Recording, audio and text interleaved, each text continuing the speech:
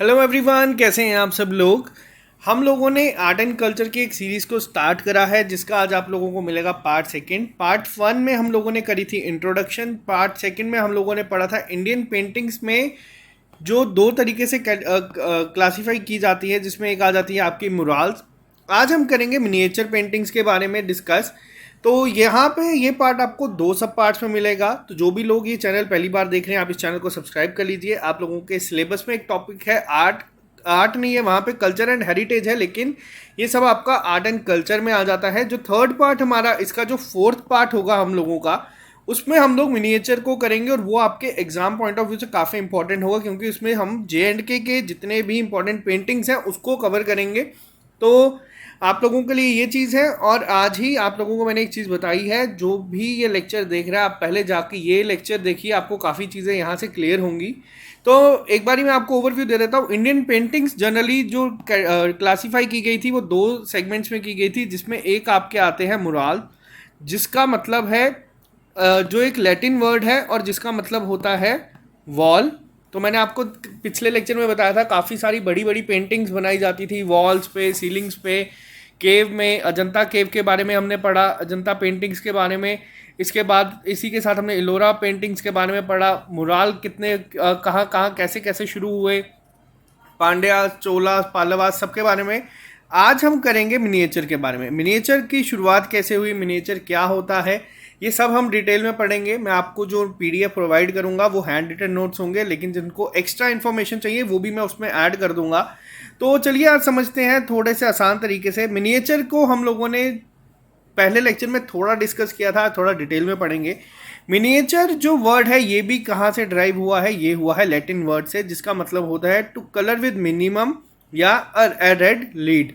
तो बेसिकली जो मतलब है, यहाँ पे मैंने आपको चीज़ें समझाई थी। मुराल्स के बारे में क्या था, मुराल्स काफ़ी बड़े साइज में जो बनाई जाती हैं, जिसमें आप लोगों की अगर मैं बात करूं वॉल पेंटिंग्स हो गई, या जो सीलिंग पे होती हैं, या जो गुफाओं में होती हैं, वही उसकी जगह अगर हम मिनिएचर की बात करें तो ये काफ़ी डिटेल पेंटिंग्स होती है और काफ़ी स्मॉल पेंटिंग्स होती हैं, लेकिन पूरी डिटेल्स इसमें होती है। तो ये एक चीज़ है यहाँ पे। पहली चीज़ कहाँ पे बनाई जाती हैं ये, तो ये पेपर पे आपको देखने को मिलेंगी, पाम लीफ पे होंगी, क्लॉथ पे होंगी, या फिर ग्लास पे होंगी। इस तरीके से ये बनाई जाती हैं। लेकिन अब ये जो इम्पोर्टेंट पॉइंट आता है यहाँ पे, कंडीशंस क्या डिफाइन करती हैं मुराल और मिनिएचर को। अब ऐसा तो है नहीं कि मैं बोलूँ कि मेरे लिए जो चीज़ काफ़ी बड़ी है वो आप लोग कहेंगे नहीं ये तो छोटी सी है, ये मुराल कैसे और ये मिनिएचर कैसे। तो ये कैटेगराइज कैसे की गई, प्री कंडीशंस क्या रखी गई। तो जो पेंटिंग्स का साइज जो होगा वो लार्जर नहीं होना चाहिए 25 स्क्वायर इंच से, तो वो मिनिएचर में कंसीडर की जाती हैं। दूसरी चीज़, subject must be painted not more than 1/6 of its original size. तो यहाँ पे एक चीज़, यहाँ पे आपको ये 2 पॉइंट याद रखने हैं। हो सकता है एग्जाम में आपको डायरेक्ट एमसीक्यू इसी तरीके से पूछा जाए। अब क्या चीज़ें आई, मिनिएचर कैसे हुआ, हम लोगों ने देखा सदर्न स्टेट्स में जो थी हमारी, केरला हो गई, या फिर जो हमने देखा जितने भी हम पिछले लेक्चर्स में हमने डिस्कस किए थे, वैसे ही यहाँ पे आज आपको हिस्ट्री की तरह मैं चीज़ें समझाऊंगा।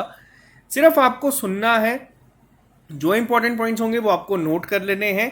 क्या क्या एग्जांपल्स हैं मिनिएचर पेंटिंग्स की जो हमें देखने को मिली, पाला स्कूल, राजमाला पेंटिंग, किशनगढ़ और मुगल। आज जो हम डिस्कस करेंगे वो हम मुगल्स तक करेंगे कि किस किस तरीके से हमारे यहाँ पे चेंजेस आए, चीज़ों को देखने को हमें मिली। अब पहली चीज़, मिनिएचर पेंटिंग के फीचर्स क्या हैं, जो आप लोगों को यहाँ पे एक जनरल व्यू में अगर मैं बात करूँ, यहाँ पे मिनिएचर पेंटिंग्स में क्या देखने को मिला। जैसे हम लोगों ने मुराल्स में एक चीज़ देखी थी। मुराल्स में क्या था, मुराल्स में हमने देखा 3 रिलीजन्स के ऊपर ज़्यादातर फोकस रखा गया थीम पे, जिसमें वो 3 रिलीजन क्या थे आपके, हिंदुइज़्म था, जैनिज़्म था और आपका बुद्धिज़्म था। तो ये तीन चीज़ों पे ज़्यादा फोकस रखा गया था। मेन थीम ये थी। एक केरला जो मुराल्स थे हम लोगों ने देखा, वो क्या थे, वो थोड़े से अलग थे, जो ये थीम्स को इतना फॉलो नहीं कर रहे थे। ये हम लोगों ने मुराल्स में पढ़ा। वैसे ही फीचर्स क्या है यहाँ पे, फीचर्स क्या थे, जो ज़्यादातर ह्यूमन करेक्टर्स थे उनकी साइड प्रोफाइल पे फोकस किया गया। अब यहाँ पे आप लोगों ने बहुत सारी पेंटिंग्स देखी होंगी।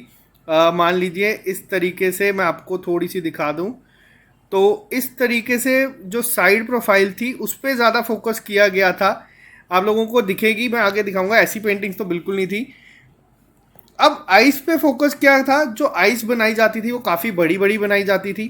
पहली चीज़, पॉइंटेड नोट्स होता था, पॉइंटेड नोज होता था वहाँ पे भी। और स्लिम वेस्ट बनाई जाती थी। स्किन कलर का कलर जो था, टेक्निकली ये जनरल अगर हम बात करें ब्राउन रखा जाता था। स्किन कलर जो कृष्णा की थी, आप लोगों ने बहुत बार पेंटिंग्स में भी देखा होगा, इनफैक्ट जो आप लोग टीवी में भी अगर कभी सीरियल देखते हैं तो कृष्णा को किस में पेंट किया जाता है, उसमें भी मिनिएचर्स में भी ब्लू कलर में पेंट किया जाता था। बालों और आंखों का कलर ब्लैक रखा गया था, ये एक जनरल है। और जो लोग दिखाए जाते थे वो ज़्यादातर टर्बन में होते थे, यानी कि सर पे एक पगड़ी बांधे हुए दिखते थे। एक जनरल फीचर्स आगे किसके, मिनिएचर पेंटिंग्स के। अब इसके अलावा और भी बहुत तरीक़ों से इसको कैरेक्टराइज किया जाएगा, तो वो हम थोड़ा सा देखते हैं यहाँ पे। मिनिएचर पेंटिंग जो मैंने अभी आपको बताई दिखती किस तरीके से, आप लोग यहाँ देख सकते हैं। साइड प्रोफाइल पे फोकस किया गया है। कलर जो है टेक्निकली जो यूज़ किया गया है वो ब्राउन है। बालों का रंग ब्लैक है। कृष्ण भगवान का अगर हम कलर की बात करें यहाँ पे, तो वो आप लोगों को ब्लू देखने को दिख रहा है। और इसके अलावा पॉइंटेड नोज है यहाँ पे, जो आप लोगों को चीज़ें बताई, और आंखों को काफ़ी ज़्यादा बड़ा दिखाया गया है, पॉइंटेड नोज। तो ये आई होप आपको अब क्लियर हो गया होगा पिक्चर के साथ। जो भी पॉइंट्स मैंने वहाँ पे लिखे थे बहुत सिंपल वर्डिंग में लिखा है। यहाँ पे आप लोग देख सकते हैं 1/6 जो भी स्टार्टिंग में चीज़ें थी, तो ये आप लोगों के सामने आ गई एक एग्जाम्पल मिनिएचर पेंटिंग्स किस तरीके से दिखती थी। अब थोड़ा सा और डिटेल में बात करेंगे कि मिनिएचर पेंटिंग्स आई कहाँ से, किस तरीके से मिनिएचर पेंटिंग्स को लाया गया, क्या थी चीज़ें। तो यहाँ पे आप लोगों को देखना है पाला स्कूल ऑफ पेंटिंग 11th और 12th सेंचुरी की अगर हम बात करें, एंशियंट टाइम की। अब ये आपको हिस्ट्री की तरह चीज़ें समझनी है। जो हिस्ट्री आप लोगों ने पढ़ी है ये सिर्फ थोड़ी सी अलग होगी, लेकिन सारी उसके साथ लिंक्ड होगी। जो मोस्टली थी वो मैन्युस्क्रिप्टेड पेंटिंग होती थी। अब देखो पहले क्या होता था, पहले बहुत कम लोग थे। जैसे अब मैं यहाँ पे आपको लिख के चीज़ें दिखा रहा हूँ। पहले वाले लोगों को क्या था, जो अगर किसी को चीज़ें समझानी थी, वहाँ पे क्या होता था, बुक्स मिलती थी और उसमें पेंटिंग्स होती थी। तो वहाँ से हमें एक आइडिया मिलता था कि ये चीज़ें वहाँ पे होती थी। थीम क्या थी पाला स्कूल ऑफ पेंटिंग्स में, अब ये आपके एग्जाम पॉइंट ऑफ व्यू से इंपॉर्टेंट होता है। थीम थी यहाँ पे बुद्धिज़्म के ऊपर। कहाँ पे बनाई जाती थी, पाम लीफ या फिर पेपर पे ऊपर ये बनाई जाती थी। लोनली ह्यूमन फिगर दिखती थी ज़्यादातर जो पेंटिंग्स थी उसमें। आपको इससे ज़्यादा पाला स्कूल ऑफ पेंटिंग्स के बारे में कुछ याद नहीं रखना है। इसके बाद एक आता है यहाँ पे अपर ब्रह्मसा स्कूल। अब यहाँ पे क्या था, ये बेसिकली जो ओरिजिनेट हुआ ये मेवाड़ और गुजरात रीजन में हुआ था। यानी कि अगर हम बात करें इंडिया के मैप की, इस तरीके से अगर हम इसको बनाएं, तो जो गुजरात और राजस्थान का जो हमारा एरिया है, यहाँ पे आप लोगों को ये ज़्यादातर देखने को मिला। थीम क्या थी यहाँ पे, वापस से थीम क्या थी, जैन और वैष्णव धर्म के ऊपर चीज़ें बनाई गई। जो आंखें थी मैंने आपको पहले बताया, जनरली अगर हम बात करें मिनिएचर पेंटिंग्स की तो आंखें बड़ी बनाई जाती थी, लेकिन यहाँ पे क्या था, फिश शेप्ड होती थी और पॉइंटेड नोट्स होते थे। ब्राइट कलर का यूज़ होता था और गोल्डन कलर का यूज़ होता था। एनिमल और बर्ड्स को यहाँ पे एज अ टॉयज रिप्रेजेंट किया जाता था। तो ये आप लोगों को बस रीड करना है, जो मैं आपको चीज़ें समझा रहा हूँ उसको बस सुनते जाना है। अब जब मैं आपको फोटो दिखाऊंगा तो आप लोगों को क्लियर होंगी चीज़ें, आपके दिमाग में रह जाएंगी। पाला स्कूल ऑफ पेंटिंग्स मैंने आप लोगों को बताया। थीम क्या है यहाँ पे, बुद्धिज़्म थीम है। आप देख सकते हैं लोनली फिगर दिखाई जाती है। इसके अलावा मैंने आपको क्या बताया था, यहाँ पे आप लोग पाला स्कूल में देख सकते हैं, यहाँ पे मैंने आप लोगों को बताया जो लोनली फिगर्स थी और थीम जो थी वो बुद्धिज़्म के ऊपर थी। वहीं अगर हम बात करें यहाँ पे अपर ब्रह्मसा की स्कूल्स की, तो यहाँ पे आप लोग देख सकते हैं जो यहाँ पे, अब थोड़ा मैं और जूम करके दिखाऊं, जो आंखें हैं वो किस तरीके से बनाई हैं, फिश शेप्ड बनाई हैं। उसके अलावा अगर हम बात करें यहाँ पे आप देख सकते हैं एनिमल्स और जो बर्ड्स हैं उनको एज अ टॉय रिप्रेजेंट किया गया है। तो ये आपको आई होप चीज़ें क्लियर हुई होंगी। जैनिज़्म और वैष्णव धर्म के ऊपर इनको ज़्यादा बनाया गया, फोकस रखा गया। गोल्डन कलर का यूज़ काफ़ी ज़्यादा इसमें किया गया। तो ये आ गई आपकी मिनिएचर पेंटिंग जो आपकी इस पार्ट में आई। अब इनके बाद जो मोस्ट इंटरेस्टिंग इस टॉपिक का अगर हम बात करें, वो आते हैं मुगल्स। अब अभी तक जो चीज़ें हम लोगों ने पढ़ी, हम लोगों ने क्या पढ़ा अभी तक, एक ओवरव्यू मैं आपको देता हूँ। यहाँ पे मुराल्स के बारे में हमने देखा। मुराल्स में हम लोगों ने चीज़ें क्या देखी, मुराल पेंटिंग में काफ़ी बड़ा साइज़ होता था। थीम जो थी ज़्यादातर 3 रिलीजन्स के ऊपर थी। उसके बाद हम लोगों ने क्या देखा, यहाँ पे हमने देखा कि जो पाला स्कूल था वहाँ पे भी बुद्धिज़्म, और उसके बाद जो हमने दूसरा स्कूल देखा उसके ऊपर भी क्या था, जैन धर्म। लेकिन अब यहाँ पे क्या हुआ, यहाँ पे आप वर्ड्स का ध्यान दीजिए। इंडियन इन्फ्लुएंस तो था, पहले से ही था। पर्शियन इन्फ्लुएंस आया और यूरोपियन इन्फ्लुएंस भी आया इंडियन पेंटिंग्स में। अब ये किस तरीके से आया वो हम थोड़ा सा डिस्कस करेंगे डिटेल में। पहली चीज़ फीचर्स हम यहाँ पे देख लेते हैं। कलर्स का काफ़ी अच्छे से इस्तेमाल करते थे ये लोग। लाइन ड्राइंग की एक्यूरेसी काफ़ी अच्छी थी। अभी तक जो हम लोगों ने पेंटिंग्स देखी हैं यहाँ पे आप देख सकते हैं लाइन ड्राइंग पे इतना फोकस नहीं था, लेकिन जो पेंटिंग्स मुगल लेके आए उसमें लाइन ड्राइंग पे काफ़ी ज़्यादा फोकस रखा गया। ऑर्नामेंटेशन करी गई। अब ऑर्नामेंटेशन क्या होता है, काफ़ी ज़्यादा डेकोरेटिव एलिमेंट्स ऐड किए गए जो बनाई जाती थी। वैरायटी ऑफ थीम थी यहाँ पे एक्सेप्ट रीजनल रिलीजियस थीम। अब यहाँ पे रिलीजियस थीम नहीं थी, यहाँ पे जो थीम्स थी वो बहुत अलग अलग तरीके की थी। सारी हम डिस्कस करेंगे जब हम एक एक एम्परर को पढ़ेंगे। उसके बाद सबसे इंपॉर्टेंट चीज़, अगर आपसे एग्जाम में क्वेश्चन पूछा जाएगा कि पेंटिंग में फॉरसाइटिंग थीम या टेक्निक किसने इंट्रोड्यूस करी, तो उसका आंसर होगा मुगल्स ने। मुगल्स ने इंट्रोड्यूस करा। अब फॉरसाइटिंग थीम होता क्या है, टेक्निक क्या होता है, इसके तहत क्या होता था, जो ऑब्जेक्ट दूर पड़े होते हैं वो drawn in a way that they look closer smaller than they really are. जो दूर होते हैं वो हमें ऐसा लगता है बिल्कुल पास है और काफ़ी छोटे हैं। तो मैं आपको एक और पेंटिंग यहाँ पे दिखाऊंगा। अब यहाँ पे आप लोग देख सकते हैं मुगल पेंटिंग्स, आपको एक ओवरव्यू मिलेगा और क्लियर होंगी चीज़ें। यहाँ पे पहली चीज़ आप देख सकते हैं ऑर्नामेंट्स का काफ़ी ज़्यादा यूज़ हुआ है, ऑर्नामेंटेशन काफ़ी ज़्यादा करी है। लाइंस की सिमेट्री या लाइंस का इस्तेमाल बहुत ही ज़्यादा सही तरीके से हुआ है, ये आप लोग देख सकते हैं हर एक जगह पे। इसके अलावा आप यहाँ पे ये चीज़ आप देख रहे हैं इसे हम कहते हैं फोरसाइटिंग टेक्निक। पहाड़ दिखाए गए हैं, नदी दिखाई गई है, पेड़ दिखाए गए हैं, काफ़ी दूर है लेकिन पेंटिंग में इस तरीके से दिखाया कि काफ़ी पास और काफ़ी छोटे हैं। तो ये कौन लेके आया था, तो ये लेके आए हैं आपके मुगल। तो ये काफ़ी important exam point of view से क्वेश्चन बन सकता है अगर पेंटिंग से क्वेश्चन आएगा इसके अकॉर्डिंग। अब चीज़ें क्या है, यहाँ पे आप लोग देख सकते हैं मिनिएचर है, साइड प्रोफाइल पे ज़्यादा जोर दिया गया है, हर किसी की साइड प्रोफाइल पे ज़्यादातर ध्यान दिया गया है। अब हम बात करेंगे यहाँ पे थोड़ी सी और डिटेल में। एक सेकेंड रुकिएगा, मैं अभी आपका यहाँ पे थोड़ा सा क्लियर कर देते हैं जी। तो अब हम बात करेंगे यहाँ पे किस किस तरीके से एम्परर्स आए, किस तरीके का योगदान दिया उन सब पे। सबसे पहला पॉइंट हम देखेंगे बाबर। आप लोगों ने अगर मुगल एम्पायर पढ़ा है हिस्ट्री में तो अच्छी बात है, अगर आपने नहीं पढ़ा तो असिस्टेंट रजिस्ट्रार के लिए हमें हिस्ट्री पढ़नी है, वहाँ पे आपको सारा क्लियर हो जाएगा। बाबर ने मुगल पीरियड की शुरुआत करी। अब देखो कोई भी इंसान अगर किसी चीज़ की शुरुआत करता है, अगर हम आज यहाँ पे लेक्चर आपके लिए बना रहे हैं तो हम लोगों के पास भी इतना टाइम नहीं है कि हम लोग अलग अलग चीज़ों पर ध्यान दें। हो सकता है आने वाली मेरी जनरेशन इन पे काफ़ी ज़्यादा ध्यान दे, पेंटिंग पे या बाकी सब पे। अब यहाँ पे भी इस चीज़ को आपको इसी तरीके से समझना है। बाबर ने क्या किया था, बाबर के पास पेंटिंग के लिए टाइम नहीं था क्योंकि उन्होंने बहुत बार इंडिया पे हमला किया, कोशिश किया जीते, बहुत बार हारे, बहुत बार फाइट्स की, वॉर्स की, बैटल्स की राजपूत के साथ, हर जगह बहुत इन्होंने अपनी लाइफ में स्ट्रगल देखा है। उसके बाद जाके मुगल एम्पायर शुरू हुआ, लेकिन इनके पास पेंटिंग का टाइम नहीं था। तो इन्होंने क्या किया, लेकिन फिर भी एक पर्शियन आर्टिस्ट जो थे बहजाद, इन्हें काफ़ी ज़्यादा प्रोत्साहित करा। इसके बाद बाबर के बेटे आए हुमायूं। हुमायूं का क्या था, हुमायूं ने भी सेम चीज़ को किया। अब आपका एक एम्पायर सेट हो चुका है, आप लोगों को पता है अब हम लोग यहाँ पे राज करेंगे। तो इन्होंने भी क्या किया, दो पेंटर्स को बुलाया पर्शिया से, जिनका नाम था अब्दुस समाद और मीर सैयद अली। अब इनके नाम काफ़ी इंपॉर्टेंट है, आपको याद रखना है, आपसे एग्जाम में पूछा जाएगा।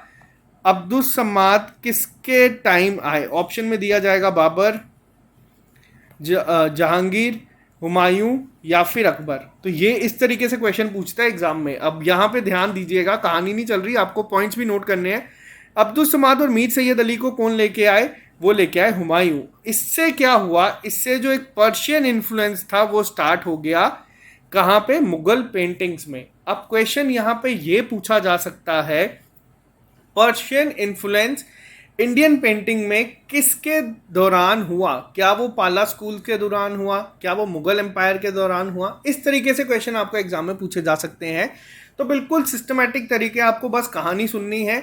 बहुत मुश्किल से ये मैं सारी चीज़ें सिंपल करने की कोशिश करता हूँ। अगर मैं आपको पूरा A to Z बुक का सब यहाँ पे लिखवा दूँ तो आप लोग कंफ्यूज हो जाएंगे। पर्शियन इन्फ्लुएंस स्टार्ट हुआ मुगल एम्पायर में, क्यों, क्योंकि बाबर ने किसको लाया, बहजाद को, और हुमायूं ने कौन से दो पेंटर्स को इंट्रोड्यूस किया, पर्शिया से ही थे ये दो, एक तो थे आपके अब्दुस समाद और एक थे आपके मीर सैयद अली। तो इस वजह से आपको पर्शियन इन्फ्लुएंस काफ़ी देखने को मिला है मुगल पेंटिंग्स में। इनके बाद कौन आए? इनके बाद आए मोस्ट इम्पॉर्टेंट आप लोगों के एग्जाम पॉइंट ऑफ व्यू से भी और वैसे भी, अकबर आए। अब देखो बाप दादा ने बहुत ज़्यादा मेहनत की है, उनके बाद अकबर आए। इनका क्या था यहाँ पे, इन्होंने क्या किया, अलग अलग डिपार्टमेंट बना दिए और कारखाने बना दिए अपने राज्य में।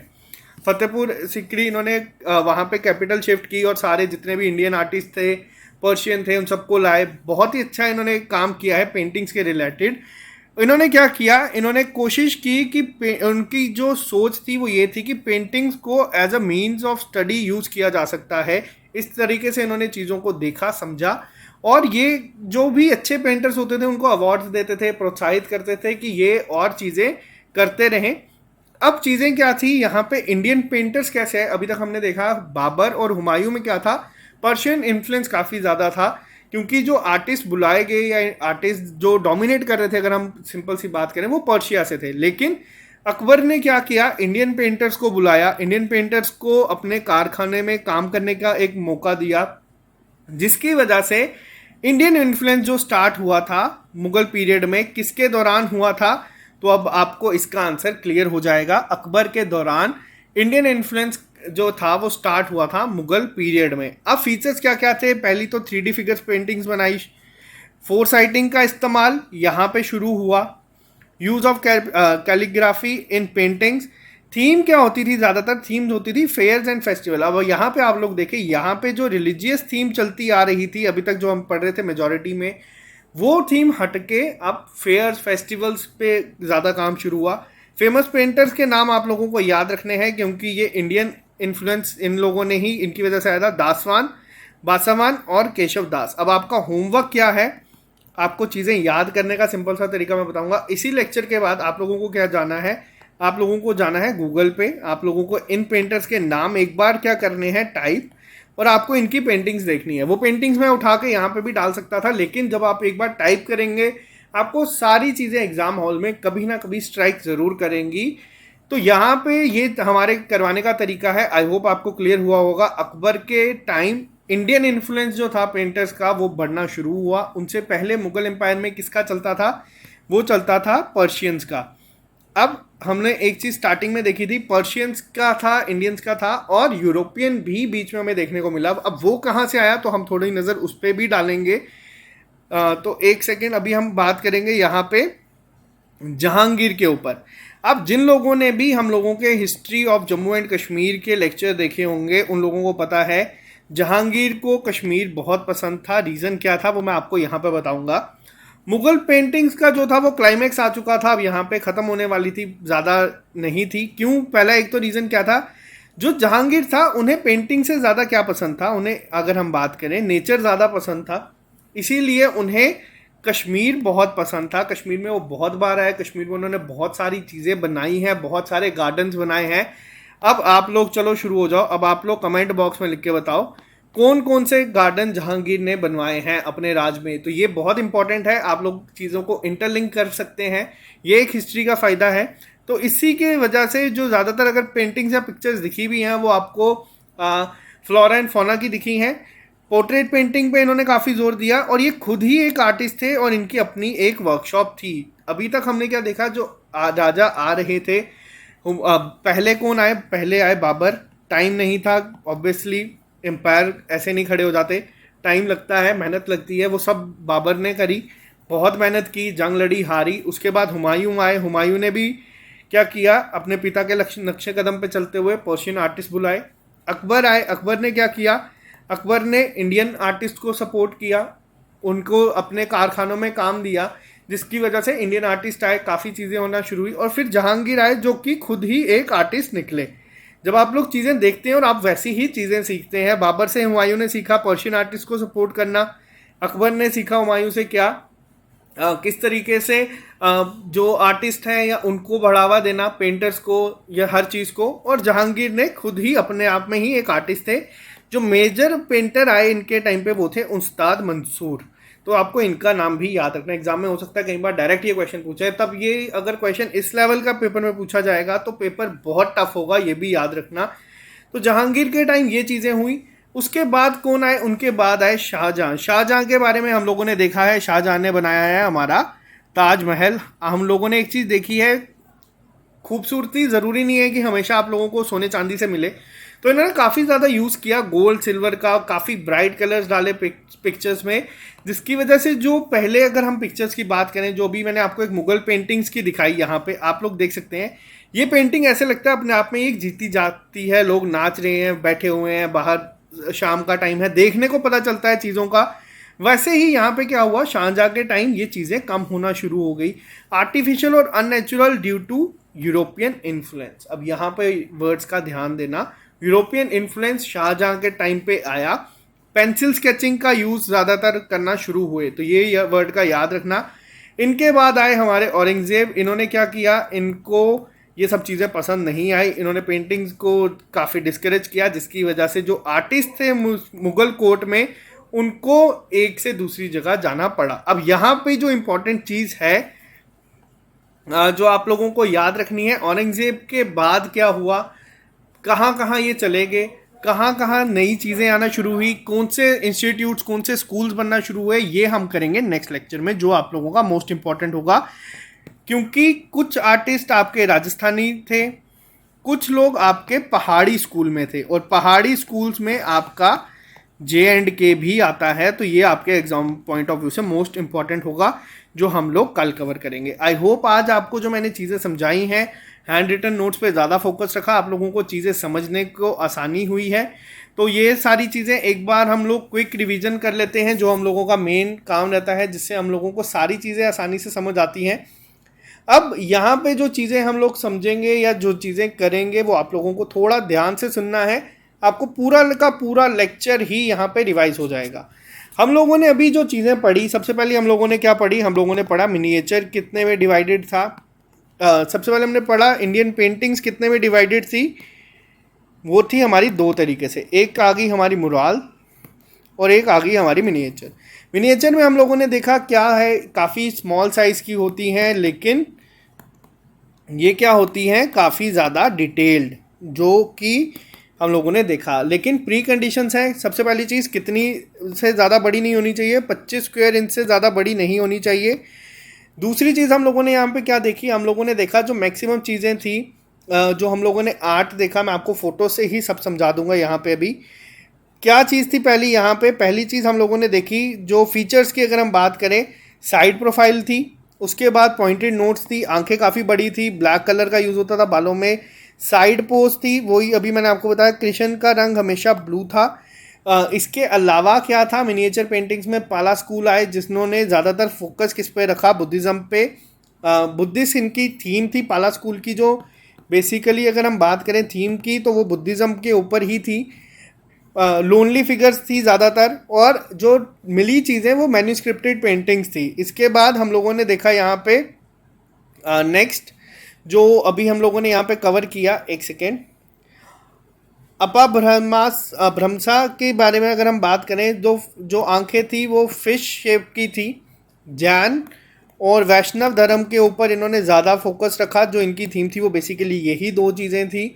उसके बाद काफ़ी ब्राइट और गोल्डन कलर का इन्होंने यूज़ किया, एनिमल और बर्ड्स को इन्होंने एज ए टॉय रिप्रेजेंट किया। फिर आते हैं यहाँ पे मुगल्स के बारे में हमने देखा किन किन का हमें इन्फ्लुएंस देखने को मिला, वो मिला हमें इंडियन, पर्शियन और यूरोपियन का। काफ़ी अच्छा लाइन वर्क था यहाँ पे, एक्यूरेसी काफ़ी थी, वैरायटी ऑफ थीम थी, रिलीजियस पे बेस नहीं थी। अब ऑर्नामेंटेशन देखी हमने, और फोर साइटिंग टेक्निक आप लोगों की कहाँ पे आई, वो आई आपकी मुगल्स के दौरान। इसके अलावा हम लोगों ने यहाँ पे जो चीज़ें पढ़ी, हम लोगों ने पहली चीज़ देखी यहाँ पे फोर साइटिंग का हमने देखा, कौन आए, बाबर के पास ज़्यादा टाइम नहीं था, लेकिन कौन सा पेंटर इनके दौरान आया, उनका नाम था behzad। काफ़ी इंपॉर्टेंट है, पेंटर्स के नाम याद रखिएगा। हुमायूं आए इनके बाद, बाबर के बेटे थे, इन्होंने क्या किया, दो पर्शियन पेंटर्स लेके आए, जिसकी वजह से पर्शियन इन्फ्लुएंस हमें मुगल पेंटिंग्स में देखने को मिला। अब वो दो कौन से थे, एक तो था आपका अब्दुल समाद, और दूसरे थे हमारे मीर सैयद अली। इन दोनों की वजह से पर्शियन इन्फ्लुएंस काफ़ी ज़्यादा देखने को मिलता है, जितनी भी आप पेंटिंग्स देखेंगे। फिर आए अकबर का क्या था, अकबर ने जो आर्ट था उसको कोशिश की पेंटिंग्स को as a means of study देखा जाए, अवार्ड्स दिए अपने जितने भी वहाँ पे इनके पेंटर्स थे जो अच्छी पेंटिंग करते थे, और कारखानों में काम करने के लिए इंडियन पेंटर्स को बुलाया, जिसकी वजह से इंडियन इन्फ्लुएंस भी मुगल पीरियड में शुरू हुआ। अब यहाँ पे एक चीज़ का आपको ध्यान देना है, 3D फिगर पेंटिंग्स वगैरह शुरू करी यहाँ पे। उनके बाद कौन आए? इनके बाद आए जहांगीर। जहांगीर को पेंटिंग से ज़्यादा नेचर पसंद था। खुद भी एक आर्टिस्ट थे वो, अपनी खुद की वर्कशॉप थी, लेकिन ज़्यादातर इनका फोकस यहाँ पे ही था। कश्मीर में काफ़ी बार आते थे। तो जो मेन मुग़ल पेंटिंग्स की अगर हम बात करें, वो जहांगीर तक कम होना शुरू हो गई। फिर शाहजहां आए। शाहजहां ने काफ़ी ज़्यादा गोल्ड, सिल्वर और ब्राइट कलर्स का यूज़ करना शुरू किया पेंटिंग्स में, जिसकी वजह से जो लाइवलीनेस थी पेंटिंग्स की, जो एक जान उभर के आती थी पेंटिंग्स में, वो कम हो गई। आर्टिफिशियल और अननेचुरल लगने लग पड़ी चीज़ें। किसकी वजह से? यूरोपियन इन्फ्लुएंस की वजह से। पेंसिल स्केचिंग वगैरह इन्होंने स्टार्ट कर दी। फिर आए औरंगज़ेब। औरंगज़ेब ने पेंटिंग को बिल्कुल डिस्करेज किया, जो एक पूरा चलते आ रहा था। इसकी वजह से आर्टिस्टों ने वहाँ से मुग़ल कोर्ट को छोड़ना शुरू कर दिया। और कहाँ गए मुग़ल को ये जो आर्टिस्ट थे, या कौन कौन से आए, वो हम करेंगे कल, जिसमें हम लोग राजस्थानी, पहाड़ी, राजपूत जो एक स्कूल्स आए, पहाड़ी स्कूल्स आए, इन पे हम लोग कवर करेंगे सारा। आई होप आपको ये लेक्चर पसंद आया होगा। इसका PDF आपको हमारे टेलीग्राम ग्रुप पे मिल जाएगा। आप लोग वहाँ पे जाके इस चैनल को सर्च कर सकते हैं, @SSS लिख के, या फिर आप लोग सीधा SSS लिखेंगे तो भी आपको ये मिल जाएगा। आप लोगों का नेक्स्ट मॉक टेस्ट जो होगा वो होगा आपका 30 जून को। कल मैं एक पूरा आप लोगों को, अब जैसे कि आप लोगों ने देखा पेपर थोड़े पोस्टपोन हुए हैं, इस हफ्ते हम लोग 3 से 4 टेस्ट देंगे अलग अलग एग्जाम्स के। हर हफ्ते अब एक टेस्ट होगा, हर संडे अब हम लोग एक टेस्ट देंगे। फिर एक हफ्ते हम जूनियर असिस्टेंट का रखेंगे, एक हफ्ते हम लोग JSA का रखेंगे। इस तरीके से अब हम लोग क्लासेस करेंगे, ताकि आप लोगों का जो मेन टारगेट है वो है रिवाइज, आप लोगों का सब कुछ हो जाए। असिस्टेंट रजिस्ट्रार की क्लासेस आप लोगों की शुरू हो जाएंगी बहुत जल्द। टीम तैयार है, लेक्चर्स मुझे मिल चुके हैं, अब मुझे बस अपलोड करना है। तो आज के लिए सिर्फ इतना ही रखते हैं। जो लोग नए हैं, इस चैनल को सब्सक्राइब कर लीजिए, अपने फ्रेंड्स के साथ शेयर कर दीजिए, ताकि हर एक इंसान जो भी कोचिंग अफोर्ड नहीं कर सकता या कर भी सकता है, उसे क्वालिटी कंटेंट मिलता रहे। Okay guys, bye bye, take care, all the best. मिलते हैं आप लोगों से कल नए लेक्चर के।